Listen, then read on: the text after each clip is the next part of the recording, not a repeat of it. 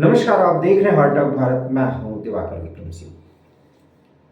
एक ऐसी स्थिति पूरी दुनिया के सामने एक बार फिर खड़ी हो गई है जब तेल के दाम ही नहीं बढ़ेंगे बल्कि पूरी दुनिया अशांति के आगोश में आ सकती है। डोनाल्ड ट्रंप जो इस्लामाबाद के सहयोग से और कतर के सहयोग से ईरान पर एक ऐसी कृपा करते हुए दिख रहे थे, ध्यान दीजिएगा, वो दिख रहे थे, कर नहीं रहे थे। हालांकि कृपा की जरूरत भी नहीं होती क्योंकि ईरान अमेरिका की कृपा नहीं चाहता है। हालांकि ईरान की भी क्या स्थिति है मैं बाद में बताऊंगा, लेकिन डोनाल्ड ट्रंप जो चाह रहे हैं उसका ठीक उलट हो रहा है। ये बात सही है या डोनाल्ड ट्रंप वही कर रहे हैं जो इजराइल चाह रहा है?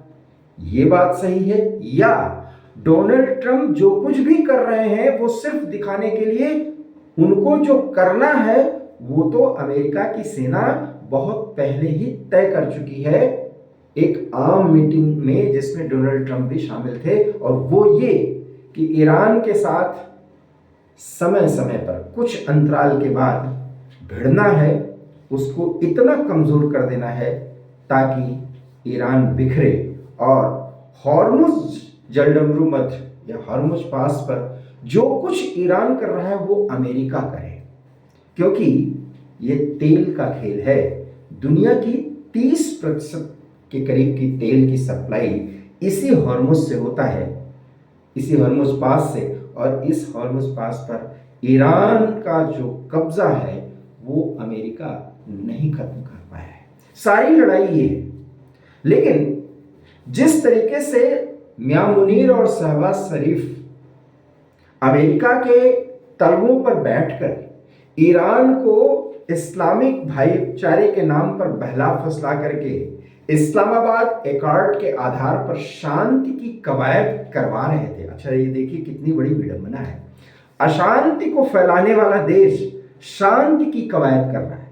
इसीलिए ये जो भी कवायद चल रही है उसमें कभी भी शांति वार्ता अंतिम दौर तक पहुंचते हुए भी नहीं पहुंच पाएगी। ईरान और अमेरिका के बीच युद्ध रुकने की स्थिति बन ही नहीं सकती क्योंकि इसमें पाकिस्तान शामिल है। ऐसा नहीं कि हम भारतीय हैं और पाकिस्तान से विरोध करना है इसलिए हम बोल रहे हैं, क्योंकि पाकिस्तान जो इतना बड़ा मक्कार देश है जिसकी इस पूरे एकॉर्ड को करने या करवाने के पीछे उसकी अपनी बहुत छोटी सी, हल्की सी और गिरी हुई स्वार्थ है जो अमेरिका से साध रहा है। उसमें शांति की जो भी बातें हैं वहां पर मक्कारी की स्थिति पैदा हो रही है। ईरान दिख तो रहा है बहुत मजबूत, रेजिस्ट करता हुआ देश, लेकिन ईरान अंदर से बहुत कमजोर हो रहा है। हार्ट ऑफ भारत पर इस संदर्भ में हमने जितने भी वीडियो बनाए हैं, चाहे विशेषज्ञ कर्नल वीरेंद्र शाही सर के साथ या और आर्मी पर्सनल रिटायर्ड अधिकारियों के साथ, उसमें मतांतर हो सकते हैं, लेकिन इतना जरूर है कि हमने जो बात कही कि ये युद्ध वास्तव में रुक ही नहीं सकता तब तक जब तक अमेरिका अपना हित साध नहीं लेगा। अमेरिका दिखाएगा कि वो ईरान के साथ बातचीत करना चाहता है, वो अपने आप को जो दुनिया में उसकी एक धमक बनी है उससे भी नीचा गिरता हुआ दिखाएगा, अपने आप को वो प्रोजेक्ट करेगा। बट अमेरिका की नजर तो कहीं और है, क्योंकि जिस तेल पर ईरान कब्जा करना चाहता है, और कब्जा करने का हालांकि वो बहुत लेजिटिमेट अधिकार नहीं है ईरान का, वो हॉर्मुज पास पर ईरान का कब्जा हो ही नहीं सकता। वो भी जबरन किया, वो भी गैर कानूनी अंतरराष्ट्रीय कानूनों के मुताबिक, अंतरराष्ट्रीय व्यवस्था के मुताबिक। लेकिन ईरान के प्रति जो इतनी ज्यादा सिंपैथी दुनिया के तमाम देश और खास करके लेफ्ट लिबरल गैंग बनाता है, वो ये नहीं सोच रहा कि अमेरिका तो तेल का खेल कर ही रहा है, लेकिन ईरान क्या कर रहा है? Death to America and death to Israel, इसकी कीमत पर पूरी दुनिया में ऊर्जा संकट पैदा करने वाला कौन देश है? ईरान है। किस बिना पर हम ईरान का सपोर्ट करें? क्या वो हिजबुल्ला या हमास का, जो कि एक प्रॉक्सी टेररिस्ट ग्रुप है और ईरान का प्रॉक्सी है, इस आधार पर कि वो अमेरिका साम्राज्यवादी प्रवृत्ति का देश है और ईरान उससे अकेला लड़ा है, इसलिए हम सपोर्ट करें। तो ऐसे सपोर्ट में पड़ने की जरूरत नहीं, और वास्तव में ये विपक्ष और सपोर्ट का मुद्दा ही नहीं।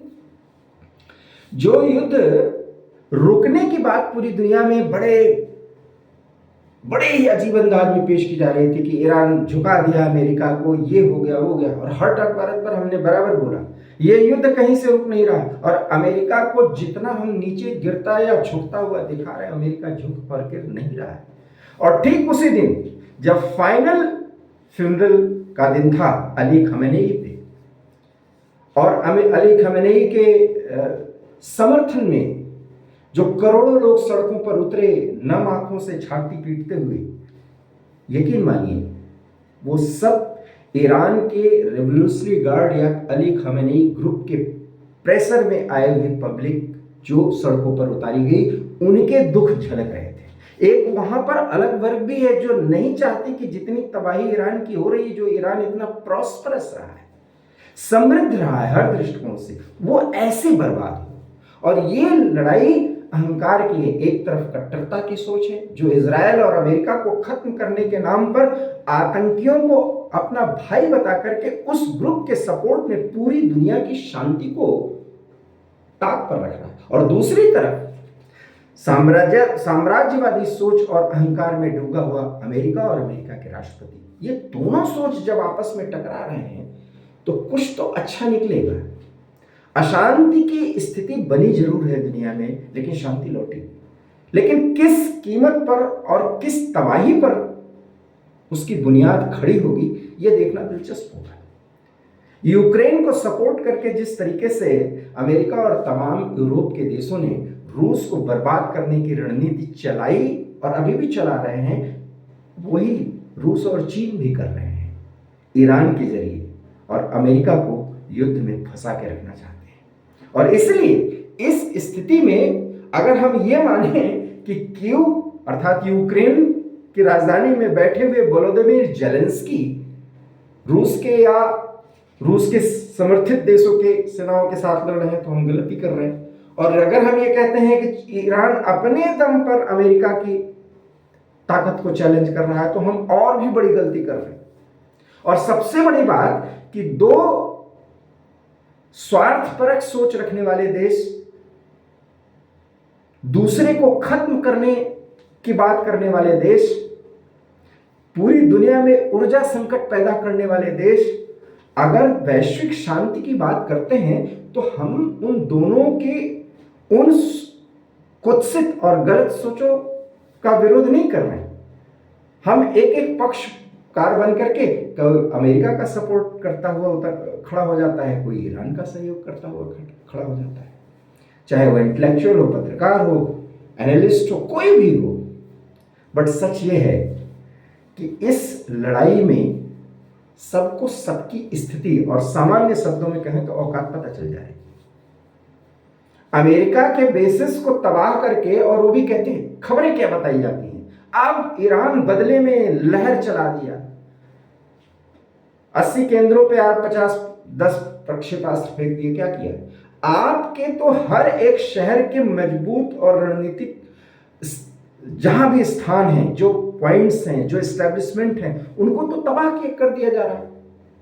जिसको ऑर्गेनाइज करने में, जिसको रीस्टैब्लिश करने में, रीस्ट्रक्चर करने में 1 नहीं 2-3 दशक लग जाएंगे। वो ईरान जो 3-4 दशकों से वास्तव में इतनी बंदिशें झेलता हुआ आगे बढ़ रहा है, उसके सामने ये चुनौतियां। सोचिए ईरान की आम जनता जो बहुत प्रॉस्परस है, समझदार है, उसको किस कट्टरता में अली खामेनेई और उसके रेजिम ने ले जाकर के बैठा दिया। इसलिए मैं कह रहा हूं कि ये युद्ध तो रुक ही नहीं सकता, और हो सकता है कि ये 2-3 दिन की लड़ाई चले और उसके बाद फिर बातचीत के जरिए शांति लाने की बात करें, और फिर कोई बैठक हो, फिर उसमें इस्लामाबाद और कतर और कुछ और देश, तुर्की और तमाम देश ये शामिल होकर के बातचीत करवाएं। लेकिन ये शांति हो ही नहीं सकती। दुनिया के तमाम एनालिस्ट, भारत के तमाम एनालिस्ट कह रहे हैं कि शांति की आशा बनती हो ही नहीं सकती, और उसका एकमात्र कारण है जो मैं बराबर कह रहा हूं, और जितने विशेषज्ञों के साथ जब मैं बात करता हूं, तो अगर वो चाहे वो सैन्य दृष्टिकोण से अपनी विशेषज्ञता रखते हूँ और बात रखते हूँ, और चाहे जियोपॉलिटिकल एनालिस्ट हूँ, मैं एक ही बात उनसे पूछता हूँ कि आप ये बता दीजिए कि हॉर्मुज़ जलडमरू मध्य पर किसका कब्जा रहेगा। तो वो कहते हैं कि ईरान इतनी जल्दी कब्जा छोड़ेगा नहीं। हमने कहा, और मेरा ये मानना है कि ईरान कब्जा छोड़ेगा नहीं, तो अमेरिका ईरान को छोड़ेगा नहीं। और जब वो छोड़ेगा नहीं, जब ईरान पर लगाया उसका जो नौसैनिक घेरा है, उसका वायुसैनिक घेरा है, वो टूटेगा नहीं। हॉर्मुज़ पास पर जब तक दोनों आमने सामने खड़े होंगे, शांति की बात कोई कर भी कैसे सकता है? ये बहुत सी सामान्य सी बात है। ये स्ट्रैटेजिकली एक दूसरे को नीचा गिराने या बेवकूफ बनाने की रणनीति पर दोनों पक्ष चल रहे हैं, और ईरान अपने दम पर ये रेजिस्ट कर पा रहा है या रेजिस्टेंस की पूरी स्थिति प्रस्तुत कर रहा है, ये भी हम लोग गलत सोच रहे हैं।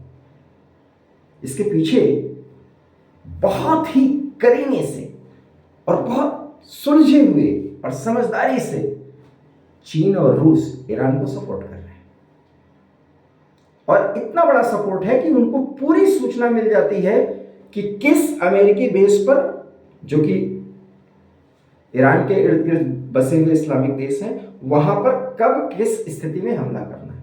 और उसके बाद उन्होंने, और उसमें भी वो 5-10 क्षेपणास्त्र आके गिर जाते हैं। क्या किसी जगह से अमेरिकी बेस खत्म हुआ?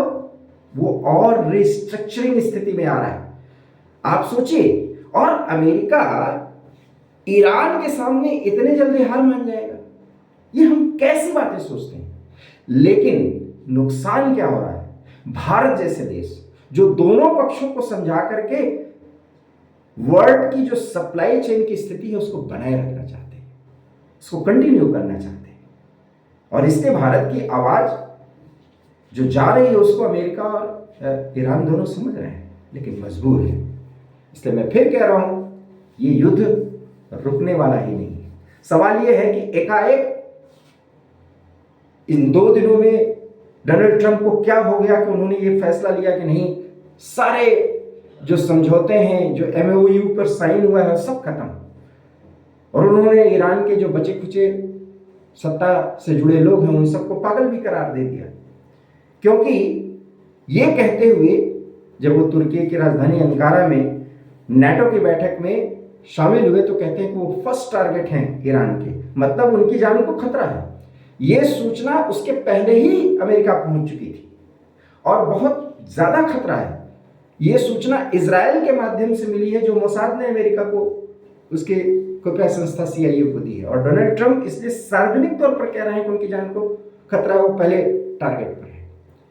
जब ईरान यहां तक सोच चुका है और ईरान अमेरिका की उपस्थिति के बावजूद 3-3 व्यावसायिक जहाजों को टारगेट कर रहा है, और उस स्थिति में जबकि दोनों पक्ष युद्ध विराम की स्थिति 60 दिन के समय काल के लिए बनाए हुए थे, आपको नहीं लगता कि ईरान किसी भी स्थिति में अमेरिका के सामने झुकने वाला नहीं? और इसलिए ये फैसला तुर्की में जो घोषणा की गई है वहां नहीं हुआ, वो पहले ही ले लिया गया था। और पीटर हेग्सेथ जो वहां के रक्षा मामलों के सेक्रेटरी हैं, अर्थात वो रक्षा मंत्री और विदेश मंत्री दोनों वहां पर उपस्थित थे, और दोनों ने बताया कि ईरान कहीं से भी झुकने को तैयार नहीं। और तब ये तय कर लिया गया कि सभी समझौते खत्म कर दिए जाएं, और सिर्फ हमला ही अब एकमात्र विकल्प है, तब तक जब तक ईरान झुक न जाए। और यकीन मानिए, ईरान झुकने की स्थिति में आएगा नहीं, क्योंकि चीन और रूस ईरान को झुकने नहीं देंगे। ठीक वैसे जैसे वोलोदिमीर जेलेंस्की कुछ बातचीत रूस से करना तो चाहते हैं, लेकिन यूरोप के तमाम देशों के राष्ट्राध्यक्ष और अमेरिका उनको उस स्थिति में आने ही नहीं देना चाहते। इसलिए जैसी तबाही यूक्रेन की हो रही, वही तबाही ईरान की हो रही है। समझदारी ये है कि ईरान को समझाएं वो देश कि वो किसी के चढ़ाने पर, किसी के हौसला देने पर अमेरिका से यूं ही न भिड़ता रहे, क्योंकि अमेरिका तो जो नज़र गड़ाया हुआ है वो ईरान से प्राप्त करके ही रहेगा। इसके लिए चाहे उसे अपने को ईरान के सामने दिखाने के लिए ही सही झुकाना क्यों न पड़े। ये वही वीडियो मैं चौथी बार ये प्रस्तुत कर रहा हूँ उस स्थिति में ये बताने के लिए कि ईरान और अमेरिका में किसी भी स्थिति में फिलहाल लंबे समय तक स्थायी तौर पर कोई भी युद्ध विराम हो ही नहीं सकता। आपको हमारा ये वीडियो कैसा लगा? अगर अच्छा लगा हो तो प्लीज़ से लाइक कीजिए, शेयर कीजिए।